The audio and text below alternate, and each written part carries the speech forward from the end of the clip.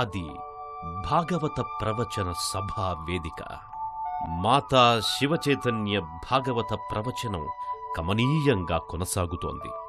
భాగవతంలో ఓ సంఘటన వివరించి అందులోని ఆంతర్యాన్ని ఇక్కడున్న వారెవరైనా వివరించగలరా అని ప్రశ్నించారు. అందరి దృష్టి ఆ సభలోనే కూర్చుని ప్రవచనాన్ని వింటోన్న ఓ వ్యక్తిపైకి మరలింది. వెంటనే ఆ వ్యక్తిని మాతాజీ వేదికపైకి సాదరంగా ఆహ్వానించారు. మాతాజీ ఆశీస్సులు తీసుకుని ఆయన ఆ ఆధ్యాత్మిక పరిప్రశ్నకు అద్భుత రీతిలో సుబోధకంగా సమాధానం చెప్పడం ప్రారంభించారు. ఆయన ప్రవచించిన తీరు మాతాజీని ఎంతో ఆకట్టుకుంది. ఆ సభలో ఓ మహాప్రవచనకర్త తెలుగువారి పుణ్య విశేషంగా ఆవిష్కారమయ్యారు. భక్తి, సామాజిక చైతన్యం, మానవీయ విలువలు, ధర్మాచరణం వంటి ఉదాత్త అంశాలే ప్రాతిపదికగా ప్రవచనాలతో తెలుగునాట ఆధ్యాత్మిక ప్రభంజనాన్ని ఉవ్వెత్తున ఎగసింపచేస్తున్నారు. ఆయనే శారదా జ్ఞానపుత్ర, ప్రవచన రత్నాకరుడు, బ్రహ్మశ్రీ చాగంటి కోటేశ్వరరావు.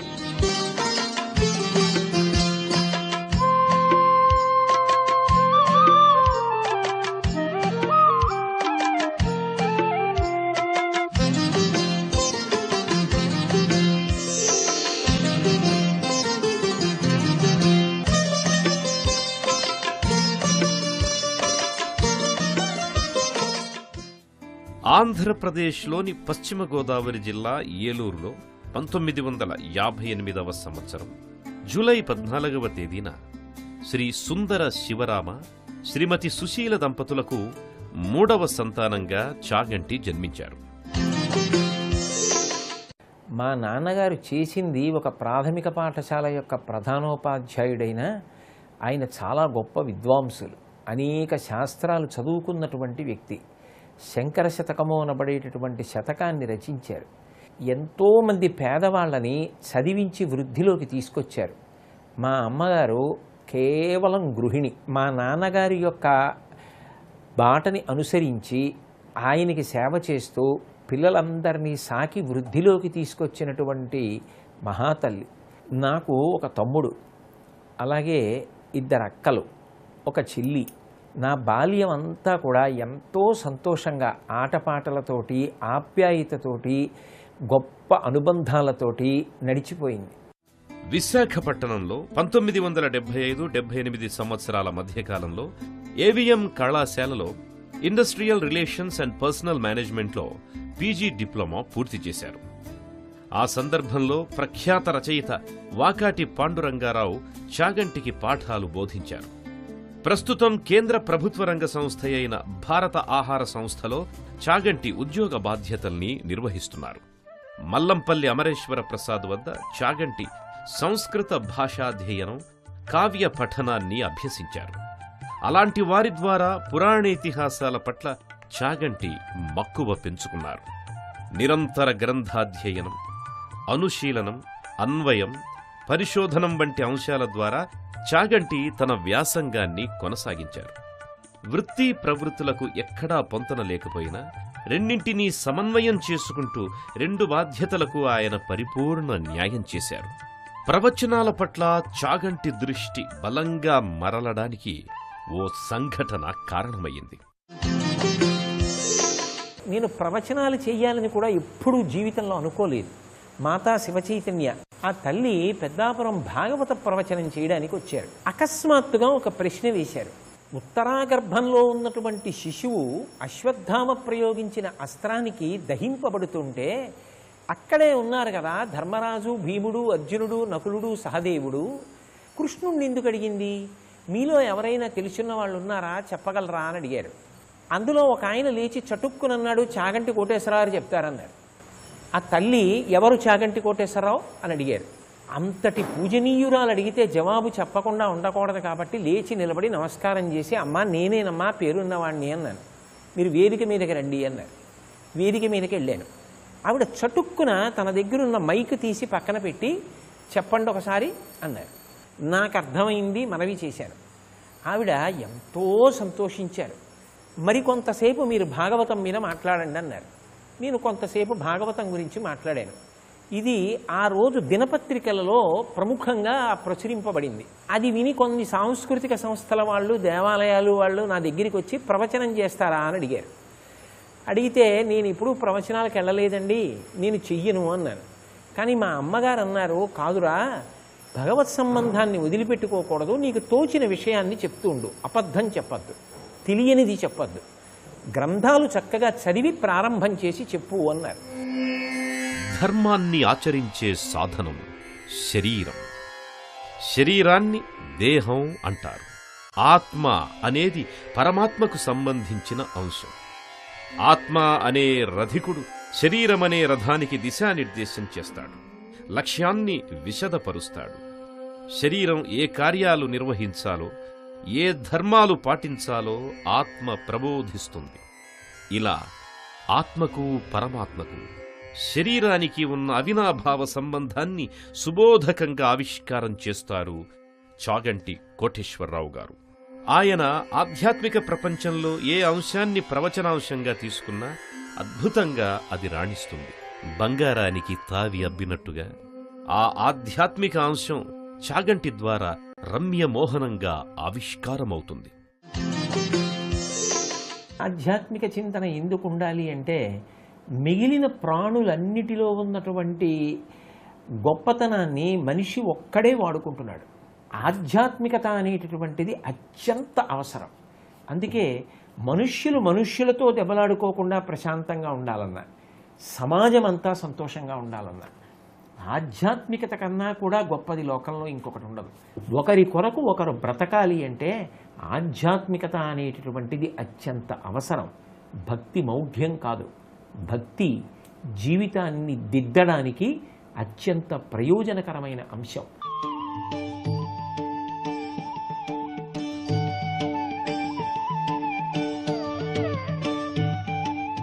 చాగంటి కోటేశ్వరరావు గారు ఎక్కడ ప్రవచనం చేసినా సభా ప్రాంగణం జనబాహుళ్యంతో కళకళలాడుతుంది.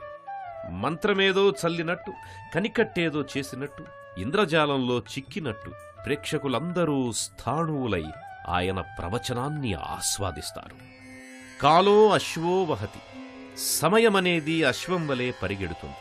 కాని చాగంటి ప్రవచనం సందర్భంలో కాలం కూడా ఆగిపోతుంది. ఆ ప్రవచన రసగంగా ఝరిలో తలమునకలయ్యే భక్తులు కాలాన్ని సైతం మరచిపోతారు, ఏదో దివ్యలోకాల్లో విహరిస్తుంటారు. అలాంటి ఆధ్యాత్మిక విహారం చేయించే చాగంటి కోటేశ్వరరావుకి కోట్లాది మంది అభిమానులు దేశ విదేశాల్లో ఉన్నారు. చాగంటి ప్రవచనం చేసిన ఆధ్యాత్మిక అంశాల్ని అవలోకిస్తే ఆయన పాండితీ ప్రకర్ష, ఆర్ష సంప్రదాయం, పురాణేతిహాసాల పట్ల ఆయనకున్న సాధికారత ప్రస్ఫుటమవుతుంది. శ్రీమద్ రామాయణం, మహాభారతం, భాగవతం, శివమహాపురాణం, లలితా సహస్రం, సౌందర్యలహరి, శివానందలహరి, వెంకటేశ్వర వైభవం, శంకర విజయములు, సుబ్రహ్మణ్య వైభవం, ఆదిత్యాహృదయం, గంగానది పంచనదీ వైభవం, శంకరాచార్య విరచిత అనేక స్తోత్రాల పరమార్థం, కార్తీకమాస వైభవం, తిరుమల విశిష్టత, దుర్గా వైభవం, దశావతారాలు, గోమాత వైభవం, కామాక్షి వైభవం, మహాభారతంలో పాత్రల ఔచిత్యం, ఇలా ఎన్నెన్నో అంశాలకు సంబంధించి ఆయన దేశవ్యాప్తంగా చేసిన ప్రవచనాలు తెలుగువారందరికీ అమూల్యమైన మహత్తర దివ్య కానుకలు. ఈ ప్రవచనాలన్నీ గ్రంథరూపాన్ని సంతరించుకుని పాఠకుల్ని విశేషంగా ఆకట్టుకుంటున్నాయి. ప్రతిఫలాపేక్ష లేకుండా కేవలం ఆర్షధర్మ వ్యాప్తి, ప్రజలలో సనాతన ధర్మ ప్రచారం కోసం, ప్రజలలో అపోహలను తొలగించి ఆత్మశక్తిని వారిలో ప్రచోదనం చెయ్యడం కోసమే చాగంటి కోటేశ్వరరావు ప్రవచనాలు చేస్తున్నారు. ఆయన ప్రవచనాలు సామాజిక పరివర్తనకు ఉపకరిస్తున్నాయి, వ్యక్తుల మధ్య సుహృద్భావాన్ని పెంపొందిస్తున్నాయి. ఆధ్యాత్మిక ప్రవచనాలు చేసేటప్పుడు పొందేటటువంటి తృప్తి అనన్య సామాన్యమైన తృప్తి. ఒకప్పుడు ఒక పిల్ల నా దగ్గరికి వచ్చింది. ఆ అమ్మాయి ఇంజనీరింగ్ చదువుకుంటాను. ఆసక్తి కొద్దీ నువ్వు నా ప్రవచనం ఏం విన్నావు, ఏం ప్రభావితమయ్యావు చెప్పన్నాడు. అంటే ఆ అమ్మాయి వెంటనే అంది, మీరు భాగవతం దశమస్కంధం చెప్పేటప్పుడు కాళీయమర్దన ఘట్టం చెప్తూ ఒక మాట అన్నారు, నీటిని పాడు చెయ్యడం అనేటటువంటిది తప్పు కనుక నీటిని సంరక్షించడం ప్రయోజనంగా కాళీయమర్దనాన్ని కృష్ణ పరమాత్మ చేశాడు. అసలు మీరు జాగ్రత్తగా ఆలోచించండి, కృష్ణలీలలన్నీ సమాజ సేవయే అని ఒక మాట చెప్పారు. నేను ఆ కోణంలో పరిశీలించి అప్పటి నుంచి సమాజ సేవ చేస్తున్నానండి. నేను ఒకసారి ప్రత్యక్ష ప్రసారంలో ప్రవచనం చేస్తూ ఈ సంఘటన చెప్పాను. ఎంతోమంది పిల్లలు నాకు ఉత్తరాలు రాశారు, మీరు చెప్పిన సంఘటనకి మేము ప్రభావితమయ్యాం, మేమందరం కూడా ఇక పైన ఇటువంటి సేవ చేయదలుచుకున్నామని. ఆధ్యాత్మిక జీవనం ద్వారా సంతోషమయ పరిస్థితుల్ని అనుక్షణం ఆస్వాదించవచ్చని పేర్కొంటారు చాగంటి. జీవితం పట్ల సానుకూల దృక్పథమే మనలోని అశాంతుల్ని దూరం చేస్తుందని ఆయన విశదం చేస్తారు. చాగంటి ప్రవచనాల ద్వారా ఎంతోమంది ఆకర్షితులవుతున్నారు. ఆయనకు అభిమానులై చాగంటి బృంద సభ్యులవుతున్నారు. చాగంటి అభిమాన సమూహం చాగంటి సత్సంగంగా గురువాణిగా ఆకృతి దాల్చింది. అది ఈ సత్సంగ సభ్యులు చాగంటి ప్రవచనాల ద్వారా స్ఫూర్తి పొంది ఆయన చూపిన బాటలో ముందడుగు వేస్తున్నారు. కేవలం ప్రవచనాలు ఆస్వాదించడమే కాకుండా సమాజహితమైన కార్యాల్లో సత్సంగ సభ్యులు పాల్గొంటున్నారు. సత్సంగం అనేటటువంటిది కేవలం ఏదో ఆధ్యాత్మిక విషయాలు ఒక్కటే చర్చ చెయ్యడం కోసం కాదు.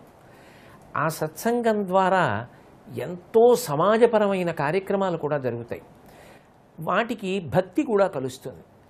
మేము దేవాలయాల్ని మేమే శుభ్రం చేసుకుంటాం. కాకినాడ అయ్యప్ప స్వామి దేవాలయంలో మేమందరం చేస్తున్న సేవని ఒకప్పుడు తిరుమల తిరుపతి దేవస్థానం కార్యనిర్వహణాధికారి ఎల్వి సుబ్రహ్మణ్యం గారు వచ్చి చూసి చాలా సంతోషం పొంది దాని స్ఫూర్తితోటే మన గుడి అన్న కార్యక్రమానికి రూపకల్పన చేశారు. సత్సంగం అనేటటువంటిది దేవాలయాలు తొడవడం, దేవాలయాలు కడగడం దగ్గర నుంచి సమాజ హితం కోసం చెయ్యవలసినటువంటి కార్యక్రమాల వరకు, ఆరోగ్య పరిరక్షణ దగ్గర నుంచి ఎన్నో కార్యక్రమాలు చేస్తుంది. కేవలం ఆధ్యాత్మిక విషయాల్ని ఆస్వాదించగానే సరిపోదు. వాటిలోని సారాంశాన్ని మన జీవితానికి అన్వయం చేసుకోవాలని సందేశమిస్తారు చాగంటి. కలియుగం సాధన, కాలం విలువ, లక్ష్యం సాధన, భారతీయ సాంస్కృతిక వైభవం, కోపం ప్రబల శత్రువు, ఇలా ఎన్నో సామాజిక అంశాలపై చాగంటి ఆలోచనాత్మక సందేశాత్మక ప్రసంగాలే చేశారు. ఏ రంగంలోనైనా సమస్యలుంటాయి, ఏ రంగంలోనైనా సవాళ్లుంటాయి. కానీ మనిషి జ్ఞాపకం పెట్టుకోవలసిన ప్రధానమైన విషయం ఒకటి ఉంటుంది, అదే ఓర్పు. ఓర్పు పట్టడం అన్నది ప్రధానం. సీతమ్మ గొప్పతనం ఓర్పులో ఉంది, రాముడి గొప్పతనం ఓర్పులో ఉంది, ఈ భూమి గొప్పతనం ఓర్పులో ఉంది, పరమేశ్వరుడి గొప్పతనం ఓర్పులో ఉంది. అందుకే ఎవరికైనా నేను చెప్పే సలహా ఒకటే, సమస్య వచ్చినప్పుడు ఓర్పు పట్టండి తప్ప ఇవాళ సమస్య వచ్చిందని వెంటనే ఓర్పుని కోల్పోయి మీ సమస్యని సమాజ సమస్యగా మార్చకండి. సమాజం యొక్క సమస్యగా మార్చి శాంతి భద్రతల్ని పాడి చేసి 10 మంది మనసులు కలచివేసేటట్టుగా ప్రవర్తించకండి. ప్రశాంతంగా మనం ఉండడం, ప్రశాంతంగా 10 మంది ఉండేటట్టుగా ప్రవర్తించడం ఓర్పులోంచి వస్తుంది. అందుకే ఆ సహనం చాలా ప్రధానం. అదే నేను మీకు ఇచ్చే సలహా. నేటి యువత దేశానికి బంగారు భవిత. యువతరంపైనే దేశ భవిష్యత్తు ఆధారపడి ఉంది. వారిని సమగ్రంగా తీర్చిదిద్దుకుంటే దేశం సర్వతోముఖాభివృద్ధిని సాధిస్తుంది అంటూ విశ్వాసం వ్యక్తం చేస్తారు చాగంటి. విద్యార్థులకు, యువతకు మార్గదర్శనం చెయ్యడం చాగంటి తన ప్రధాన వ్యాపకంగా నిర్దేశించుకున్నారు. యువత నిష్కల్మషంగా వాళ్ళ మనసులో వాళ్ళకున్నటువంటి ఇబ్బంది, వాళ్ళు పడుతున్న కష్టం, దాన్ని ఎలా అధిగమించాలనుకుంటున్నారు, దానికి ఏ సలహా కావాలి వాళ్ళు అడుగుతారు. వాళ్ళ మనసుకి నచ్చిందనుకోండి, మనం చెప్పింది యథార్థమే, ఇది ఆచరించవలసిన విషయం అని అనిపిస్తే వాళ్ళు నిర్మోహమాటంగా దాన్ని ఆచరిస్తారు. వాళ్ళకి ఆ ధృతి, ఆ పట్టుదల ఉంటుంది. అది నిప్పు అని తెలుసుకున్నప్పుడు నీతి పాత్రని దాని దగ్గర పెట్టకూడదు. అది నెయ్యి, అది పేరుకుని ఉండాలి తప్ప కరిగిపోకూడదు అనుకుంటే నిప్పు దాని దగ్గర పెట్టకు. నిప్పు దాని దగ్గర పెట్టి నువ్వు నిగ్రహించుకొని మాట్లాడకు. నిజంగా సమాజంలో యువత బాగుండాలి అని మనం కోరుకుంటే యువత బాగుండడానికి ఏం కావాలో అందించాలి. యువత పాడైపోవడానికి ఏవి అందకూడదో అది ఏ స్వేచ్ఛ పేరు చెప్పి అందించకుండా నిగ్రహించుకోవాలి. ఆ నేపథ్యంలోనే ఎన్నో ప్రవచనాలు చేశారు. చెన్నై ఐఐటి, గాయత్రి విద్యా పరిషత్, ఆదిత్య విద్యా సంస్థలు, గీతం విశ్వవిద్యాలయం, జిఎంఆర్ఐటి వంటి విద్యా సంస్థల్లో చాగంటి విద్యార్థులనుద్దేశించి ప్రవచించారు. చాగంటి ప్రవచనాలు యువతరాన్ని ఎంతగానో చైతన్యవంతుల్ని చేస్తున్నాయి.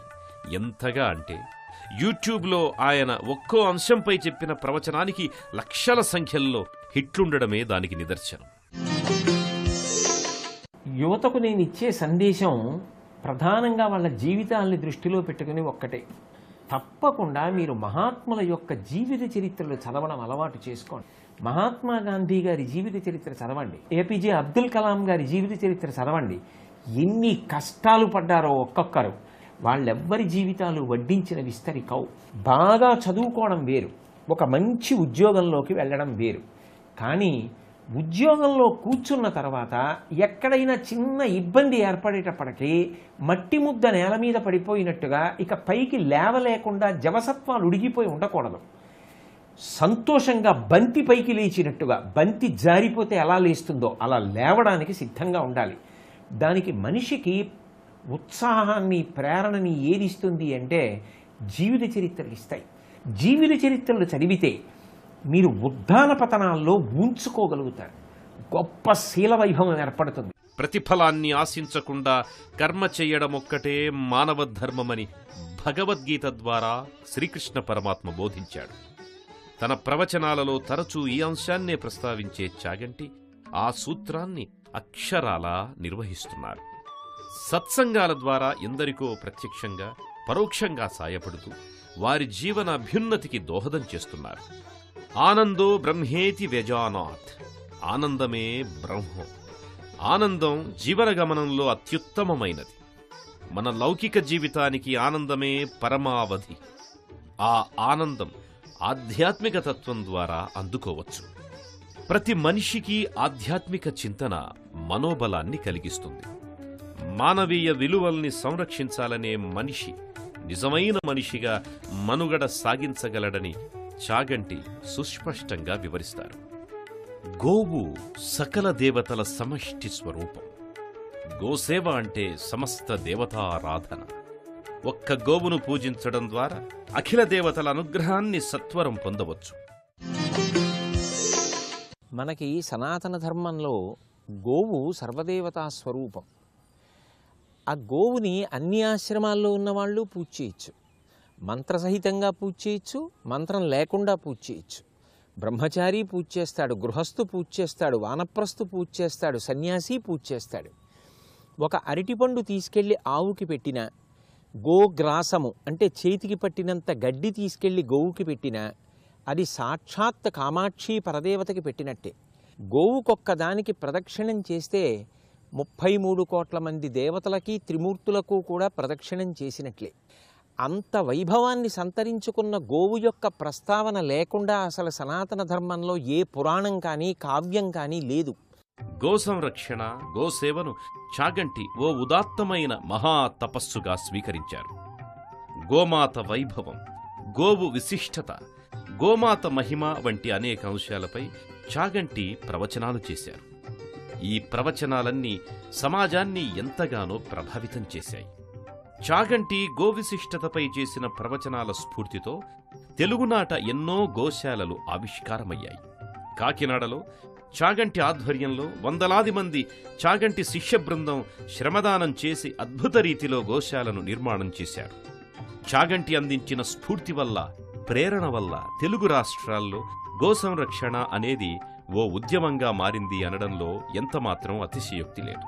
కాకినాడలోని గోశాల చాగంటి నిర్వహించే ఎన్నో ఆధ్యాత్మిక కార్యక్రమాలకు కేంద్ర బిందువుగా విలసిల్లుతోంది.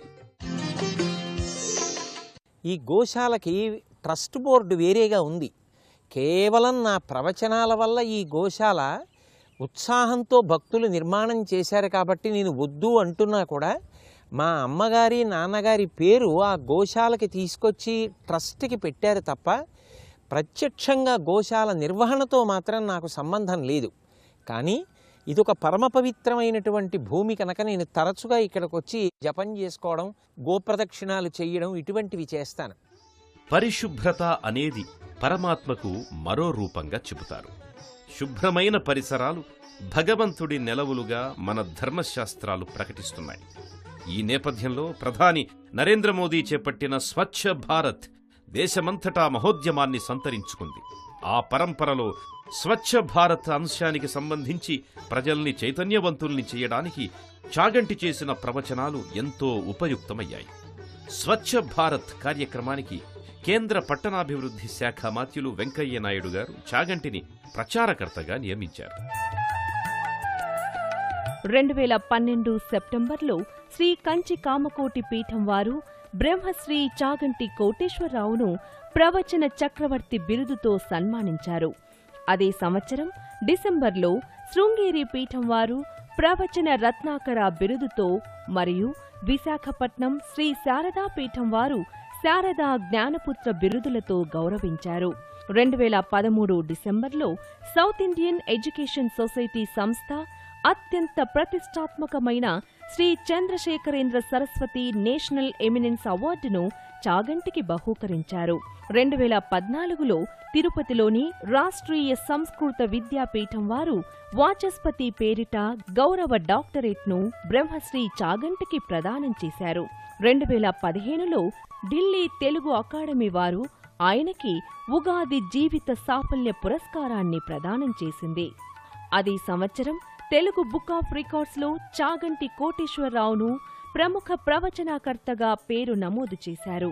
2015లో గుంటూరులోని విజ్ఞాన్ విశ్వవిద్యాలయం వారు మానవీయ విలువలపై చాగంటి చేసిన ప్రవచనాలను బహుదా అభినందిస్తూ గౌరవ డాక్టరేట్ను ప్రదానం చేశారు.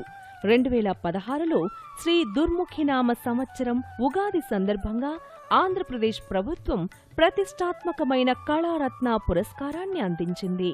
సమాజ చైతన్యానికి మరియు వ్యక్తిత్వ వికాసానికి చాగంటి చేస్తున్న కృషిని గుర్తించి 2016లోనే ఆంధ్రప్రదేశ్ ప్రభుత్వం ఆయన్ని ప్రభుత్వ సలహాదారుగా నియమించింది.